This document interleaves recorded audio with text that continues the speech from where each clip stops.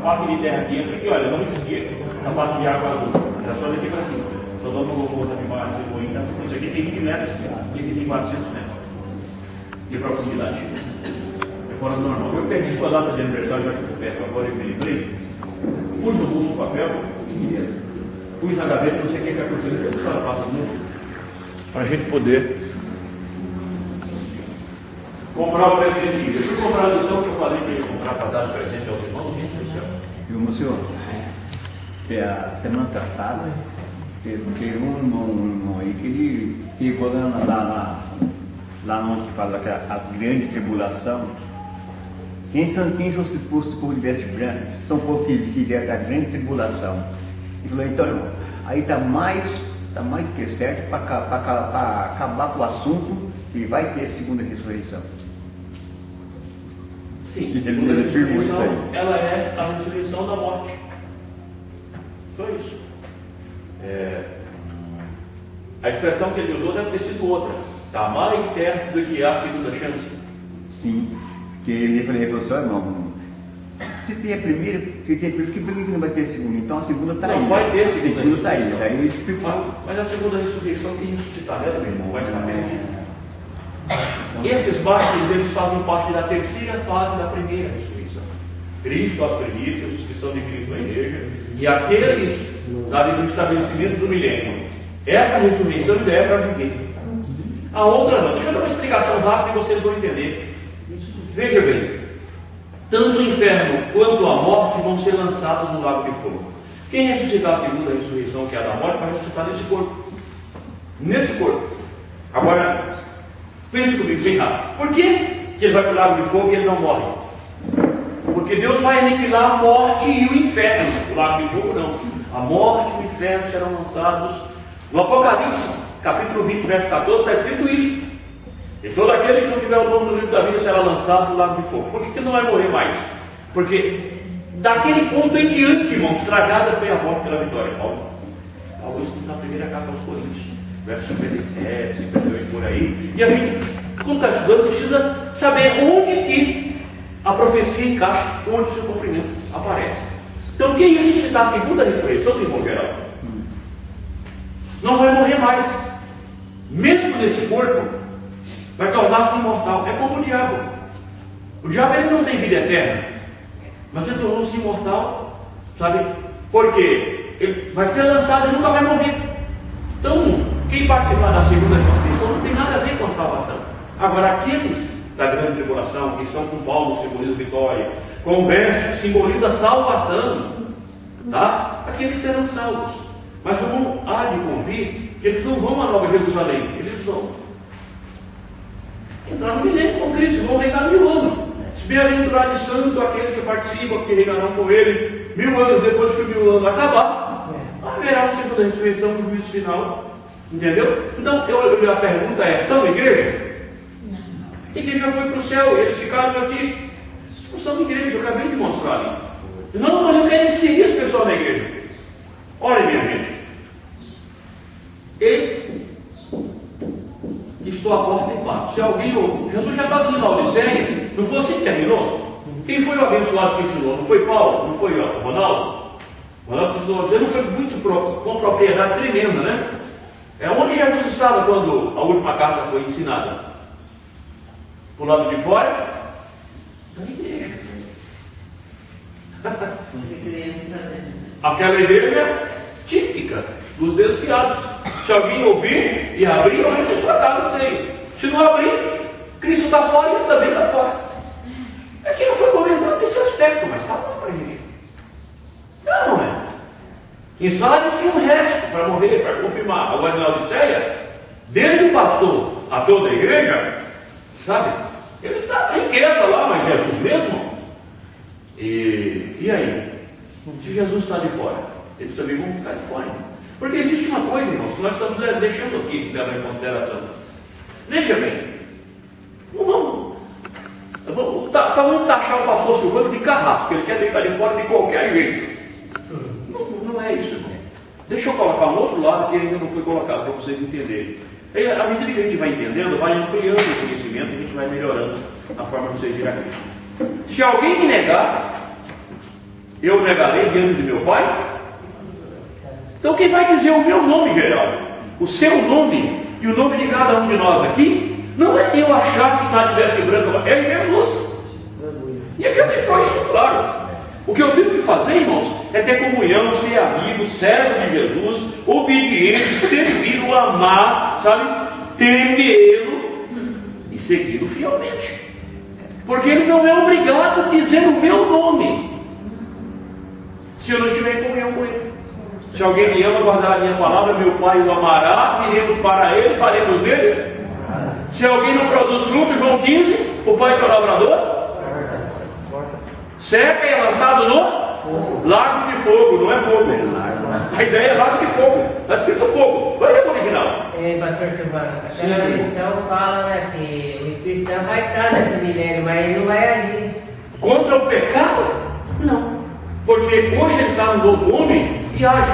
Enquanto a igreja estiver aqui, Cristo é a cabeça do novo homem, o anticristo não manifesta. Mas quando o novo homem for tirado, o Espírito ele vai estar aqui. Mas ele não vai ter mais esse trabalho de retenção.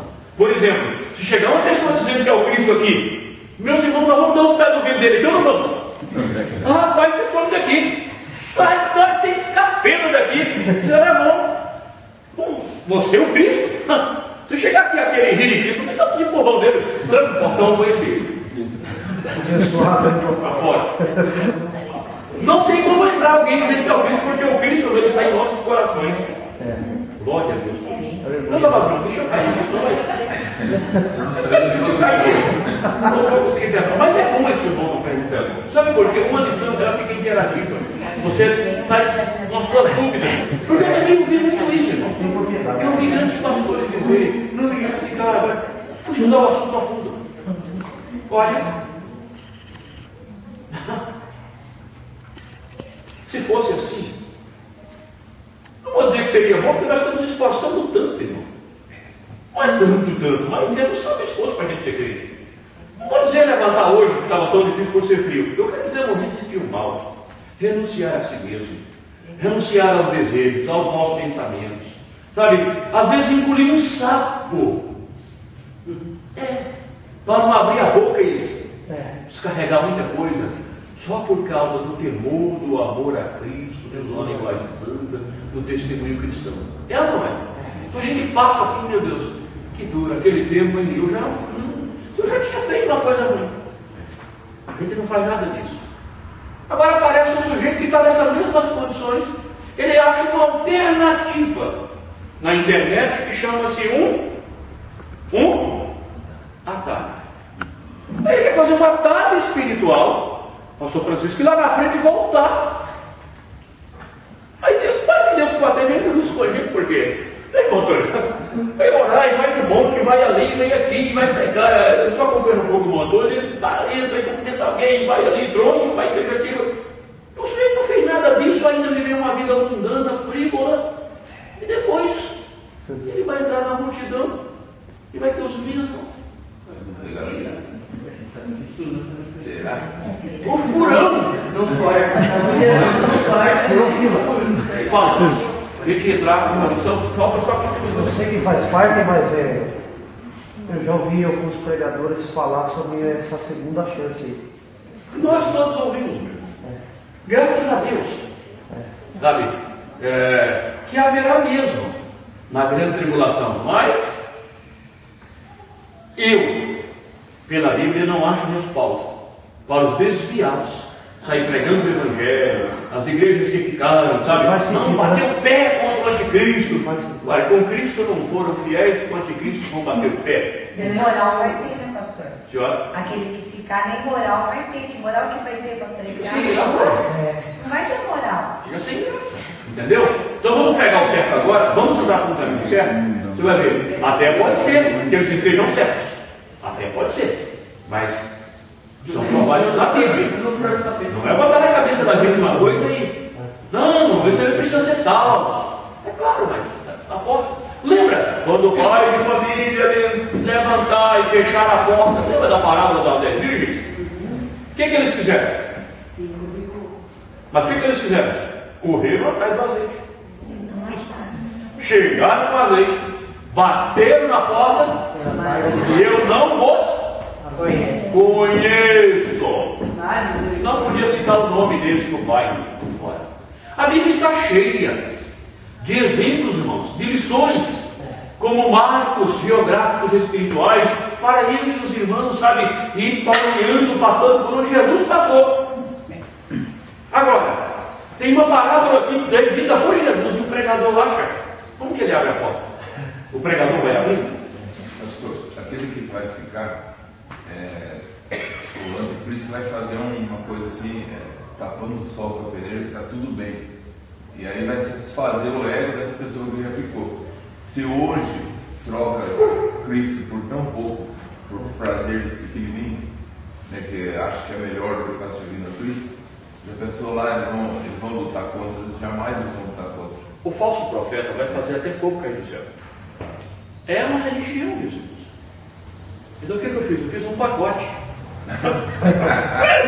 Fiz um pacote do escopo da profecia e coloquei: se a igreja vai ficar, está em letras maiúsculas, verbo vivo, Apocalipse 17, qual o nome da igreja?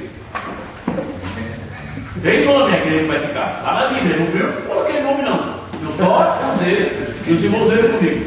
Veja o tamanho da letra que está aí, capítulo 17, verso 5.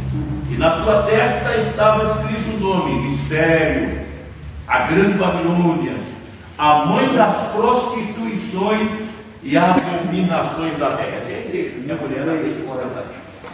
Na testa da bichona está lá o nome, é a mãe. O anticristo vai fazer descer fogo do céu, milagres, prodígios, vai enganar as pessoas.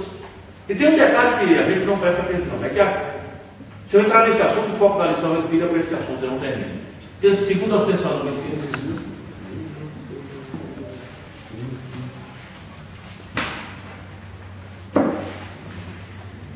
capítulo 2, verso 9. A esse cuja vinda é segundo a eficácia de Satanás, com todo o poder de sinais e prodígios de mentira. Verso 10. Com todo o engano da injustiça para os que perecem, porque não receberam o amor da verdade para se salvarem. Dá uma olhada? Não receberam o amor da verdade para se salvarem. Verso 11. Por isso Deus lhes enviará a operação do erro para que creiam a mentira. Isso aqui é o falso profeta fazendo todo o seu trabalho maligno e infernal, para que sejam julgados todos que não creram a verdade, antes tiveram prazer na iniquidade. É difícil dizer que essas pessoas vão ser salvas. É sério. Está manchado, né? Diante de Deus, em nome de Jesus, se eu estiver numa situação dessa, eu que estou falando para vocês, numa situação dessa, sejam sinceros comigo. Tem esperança de salvação aqui? Se você não recebeu o amor da verdade para salvar, Deus vai enviar hoje, irmão, o Espírito convence do pecado da justiça. Lá não. Lá vai dizer, viu? Ser gay, lésbica, sabe? Fazer, como é que aquela coisa lá que troca marido com mulher, que tem mais uma mulher, swing, o outro misericórdia. Vai poder fazer tudo isso, porque o contrário da santificação, imundícia, é a iniquidade. O anticristo é o homem da iniquidade, o filho da perdição. Cristo é o Filho de Deus que nos dá a salvação. Ele é o inverso. Deixa eu colocar aqui, senão eu fico sem condições de concluir o ponto que eu quero mostrar aos irmãos. Eu parei nesse ponto, olha. Tal crença origina-se de teologias e narrativas extravagantes, antibíblicas. A palavra de Deus, porém, subsiste eternamente. Isaías 48, verso 8. Ponto 1. A palavra de Deus é eterna. A própria Escritura testifica sua perenidade. A palavra do Senhor permanece para sempre. 1 de Pedro 1,25. Ora, se a Bíblia viesse a perder sua inspiração após o arrebatamento, como ficariam os últimos atos do plano divino? O propósito será com base nas Escrituras, que o Israel do milênio será reorganizado. Leia com atenção os últimos 8 capítulos de Ezequiel. Faça isso em casa. Se você não fez ainda, continue a lição. Deixa eu correr um pouco, porque eu